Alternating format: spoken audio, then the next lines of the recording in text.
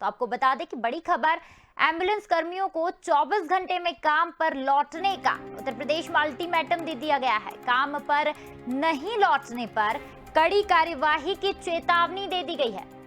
Agency ने 130 ambulance कर्मियों को बर्खास्त कर दिया है। वहीं 570 एम्बुलेंस कर्मी पहले ही हो चुके हैं निलंबित। एम्बुलेंस कर्मी मानदेय बढ़ाने जैसी मांगों को लेकर हड़ताल कर रहे थे।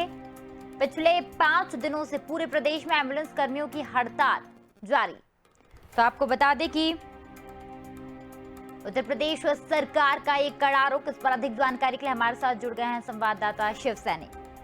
शिव, इतनी दिन से हड़ताल चल रही थी, ऐसे में अब ऐसा लग रहा है कि एम्बुलेंस कर्मी बैकफुट पर आ गए हैं। जी पूजा जी, अगर हम कल की कार्यवाही देखें, जिस तरह से सरकार ने कल 570 एम्बुलेंस कर्मचारियों को, जो ड्राइवर हैं, उनको तत्काल रूप से बर्खास्त कर दिया थ्रू एट जीवीके कंपनी के, उस हिसाब से जो आज उनको एक अल्टीमेटम दिया गया है कि 24 घंटे के अंदर आप अपने काम पे वापस लौटें, अन्यथा आपकी भी बर्खास्तगी निश्चित है।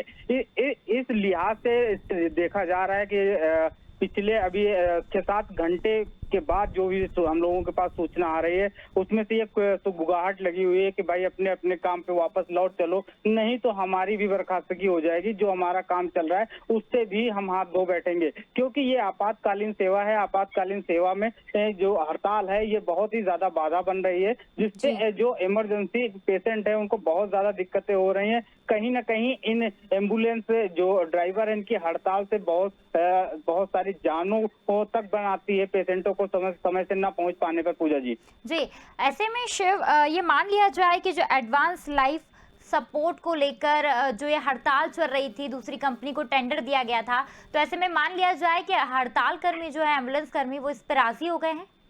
अभी तक पूरे राजी होने की कोई खबर नहीं आई, लेकिन ये सुगबुगाहट जरूर चल रही है कि वो सारे लोग अपनी उनकी जो मांगे हैं उन मांगों पर मानने के लिए पूरी तरह से वो तैयार हो गए कि हम अपना जो है हम वापस ले लेंगे, हड़ताल को हम वापस लेके अपने काम पे लौट जाएंगे। पूजा जी, शिव, इस पूरे मामले पर उत्तर प्रदेश में सरकार का एक कड़ा रुख दिखाई दिया है।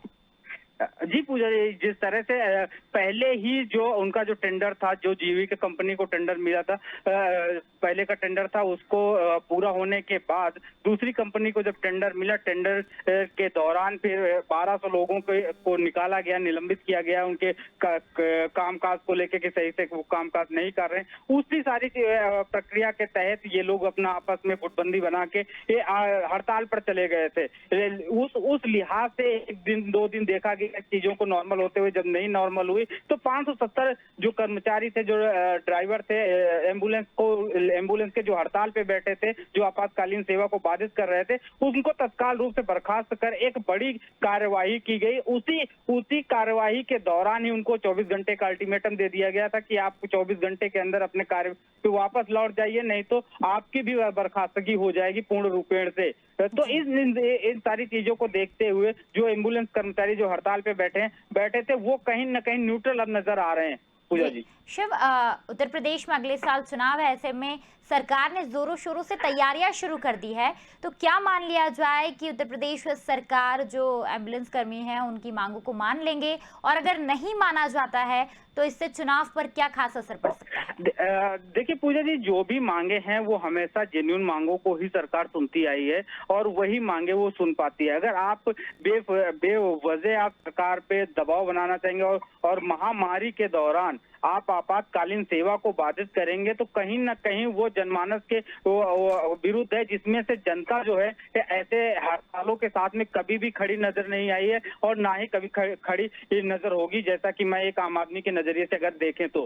क्योंकि ये आपातकालीन सेवा है और महामारी के दौरान आप आपातकालीन सेवा को बाधित करते हैं तो कहीं नहीं कहीं खामियाजा उसका जो है वो जनता को ही भुगतना पड़ता है। तो ऐसे में इसका जो अगर ये कार्यवाही हुई तो इसका असर जरूर सरकार के पक्ष में पड़ सकता है 2022 के इलेक्शन पे, लेकिन अगर इनकी मांगे नहीं मानी गई तो इसका कुछ खासा असर बीजेपी को उठाना नहीं पड़ेगा, कोई दिक्कत उनको नहीं आने वाली है। जी, शुक्रिया शिव तमाम जानकारी के लिए। तो आपको बता दें कि उत्तर प्रदेश से बड़ी खबर, 570 एम्बुलेंस कर्मी पहले ही हो चुके हैं निलंबित। एम्बुलेंस कर्मी मानदेय बढ़ाने जैसी मांगों को लेकर हड़ताल कर रहे थे। पिछले 5 दिनों से पूरे प्रदेश में एम्बुलेंस कर्मियों की हड़ताल जारी थी। एम्बुलेंस कर्मियों को 24 घंटे में काम पर लौटने का अल्टीमेटम दे दिया गया है, क्योंकि इससे कई आवश्यक सुविधाएं जो है प्रभावित हो रही थी। काम पर नहीं लौटने पर कड़ी कार्यवाही की चेतावनी दी है। उत्तर प्रदेश सरकार ने इस पूरे मामले में कड़ा रुख अपनाया है।